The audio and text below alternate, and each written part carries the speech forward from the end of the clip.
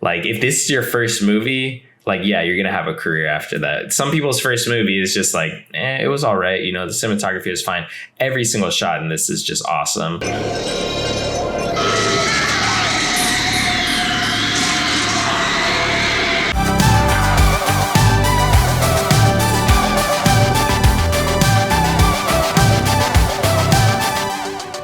What's up, YouTube? Drive-By Movies here. My name is James. My name is Blaise. And never have I ever seen the 1983 Tony Scott cult classic, The Hunger. Haunting, mysterious, sensual, strange, perverse, riveting. The Hunger.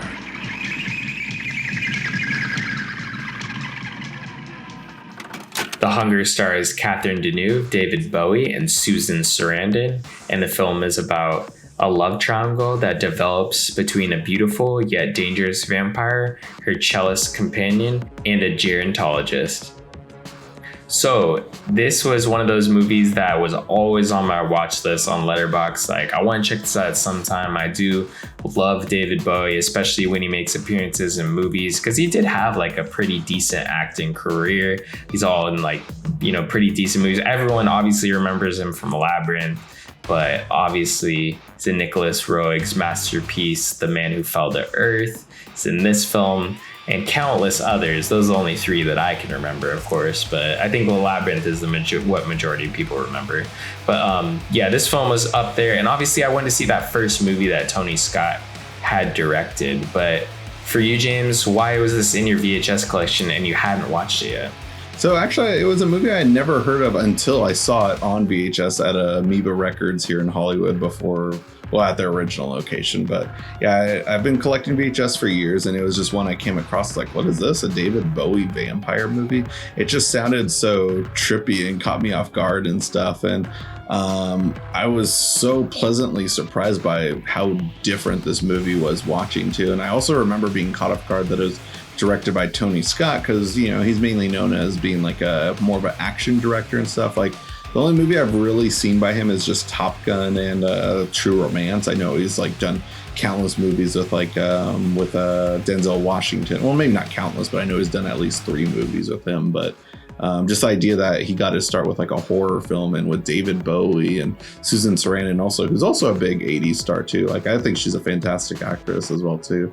But yeah, just this movie just had like a lot of cool things and I was just like, once I saw it, I wanted to watch it. And I'm glad I finally did, because this is actually one of the better 80s horror films I've ever seen. Like, it's like seeing a beautiful goth music video stretched into like even though it's like 100-minute movie, it feels very short and fast paced. Like, it moves along very nicely. I was mesmerized. Like, these are some of the actually, like, not to be like weird sounding, but it's like honestly one of the more sexiest erotic movies I've seen and stuff. Like, the sex scenes feel very natural and like normal life and stuff. They don't feel like over the top weird angles to like get the rated R cut and stuff. Like, I loved like the grimy saliva look and stuff, and just like the crazy lights, the like touching and stuff. Like, it just felt very natural and like creepy at the same time, just because you know that it's going to lead to like a death scene right after it and stuff. So really appreciated and loved this movie. I mean, you said it felt very natural.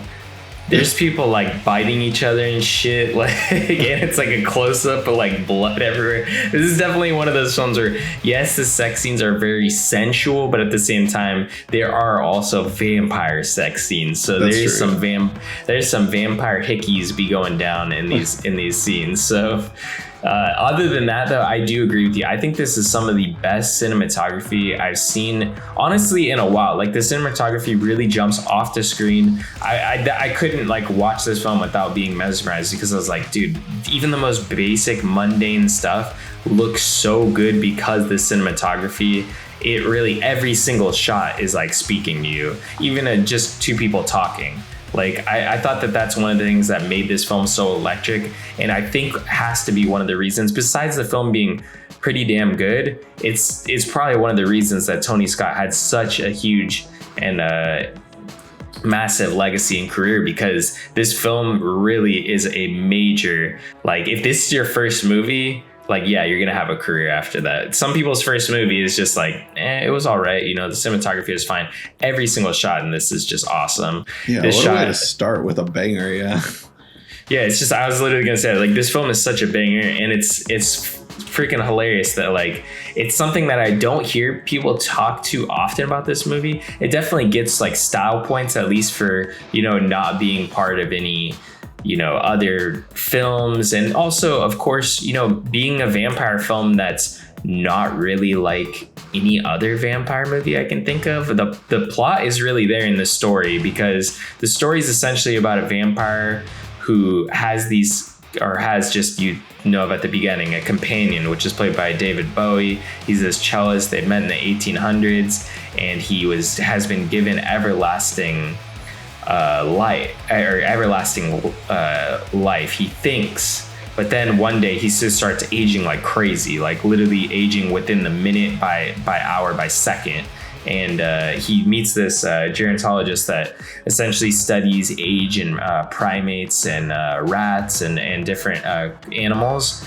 And he's trying to, you know, basically cry for help. Like, what's happened to me? Like, I'm getting like super old. And then he finds out that, you know, his vampire mistress of the dark essentially tells him that, I told you I give you everlasting life, but it wasn't everlasting. It's eternal life. You're not going to be young forever, though. You're going to be young for a long time. Youth, unlike what exactly. She has, though, which is a bummer. Yeah, so I just love that element of bringing like kind of this human element to something that's so mystical. You know, the vampire obviously is one of celluloid's greatest creatures, and you know, obviously there's so many movies that take place about vampires, Dracula, of course, but this definitely felt like a very fresh take. That's in 83 that I feel like we haven't really got.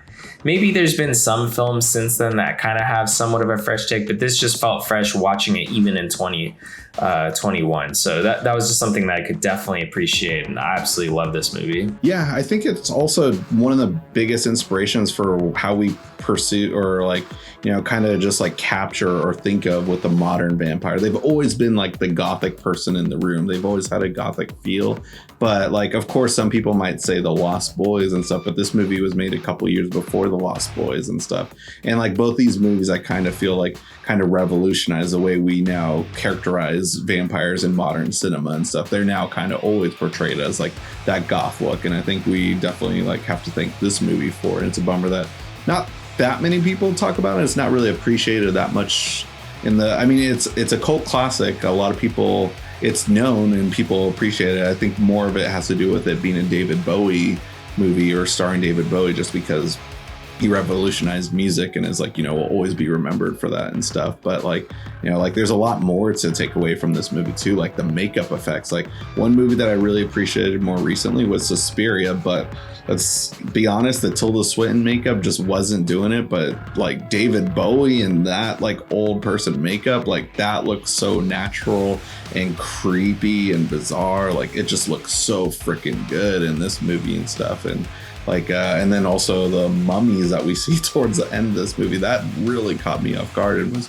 really like haunting to see and stuff too. Like I really love the makeup effects and like the vampires in this. Like it's not so much like fangs and crazy eyes turn into bats and stuff. Like I like, it's just like, no, they just need to drink blood to keep their youth going and stuff. And like seeing like the inner turmoil that like David Bowie has to go on early in the movie and stuff. Like you know, he has to kill one of his students and stuff. And it's like pretty like haunting and depressing scene and stuff, because like, you know, he doesn't want to have to do this, but like of course he wants to keep that eternal youth side of him. And it's a really like different movie, and I really appreciated that. It's unlike any vampire movie I've really seen.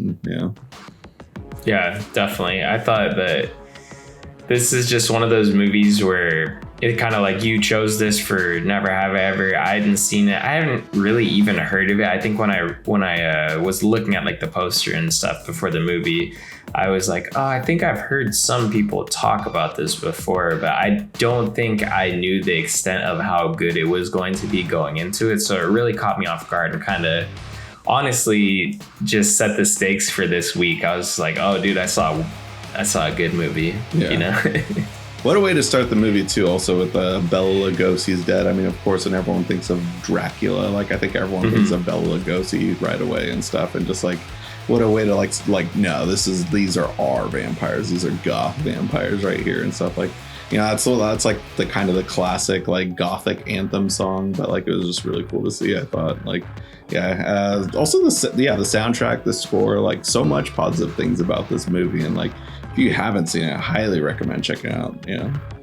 Yeah, and even the cast, like honestly, I thought Catherine Deneuve was so good. Like she's the perfect like queen vampire essentially, because even one of the fun facts of this movie was Susan Sarandon had mentioned, like, I think originally in the script they were gonna have that she was like gonna be drunk before they had this kind of intimate scene between her and Catherine Deneuve's character, and she had mentioned like that doesn't really make sense in the script because like all you have to do is just look at Catherine Deneuve, and I think that your sexuality wouldn't be even in the question, she was saying, which I love that statement just because I thought it was like funny. I'm like, yeah, I think that's kind of fair. Like you'll figure it out, you know, you're just kind of like in the trance, the vampire trance. It's just not really gonna matter what's downstairs essentially. So I thought that was pretty awesome of Susan Sarandon to say that. But when you see these scenes in this film, you're gonna kind of understand and get that too. So yeah, these vampires had me mesmerized, like and stuff. Like yeah, both of them, they like have that perfect look and stuff. And like yeah, like I know Tony Scott is like kind of remembered as like, you know, Ridley Scott's brother, and of course he's no longer with us, like rest in peace. But like yeah, I wish this is a movie that he was remembered for instead and stuff. Like I'm bummed it took me so long to check it out, but so glad I did. This is definitely going to be a movie I'm going to probably rewatch like this Halloween and stuff, and definitely recommend it. It's like an easygoing horror film. It's a good movie to watch like on a date, I'd say, just because it's easy to digest, it's cool to look at and stuff, it's erotic as hell. Like yeah, they don't make movies like this anymore, and I wish they did and stuff, because this is one of the cooler ones, I'd say. Yeah, it kind of reminds me of a movie. It kind of reminds me of The Fly for some reason. Like I feel like it's kind of similar to that in a sense. The Fly is disgusting, so I don't mean it in that sense. I don't mean it in that sense, but just the fact that like when I watched The Fly, that movie just caught me off guard to an extent. I'm like, dude, this is a freaking incredible movie. Yeah. But The Fly is disgusting, where this is actually nice to look at. Yeah. It's been a while since we've got a movie like this and stuff. Like, you know, we try to watch like classics and stuff. Every once in a while we watch more obscure movies that we've always wanted to see that like some people still bring buzz about. But so glad that this cult classic got us off guard. And yeah, if you haven't seen it, like definitely do. Be sure to rent it through our Amazon affiliate link. It's a great way to help support the show. And come back here, let us know what you thought about it. Do you agree with us or disagree with us? Yeah, let us know. Yeah, definitely. And if you haven't already, guys, go ahead and smash that like button, hit the subscribe button, and click that notification bell to get all our latest updates. And if you also can't get enough of us here on YouTube, well, you're in luck. You can check us out on Instagram, Twitter, or TikTok. Be sure to catch all our thoughts on there. Anyways, guys, that's going to conclude this week's episode. Tune in next week for a brand new video.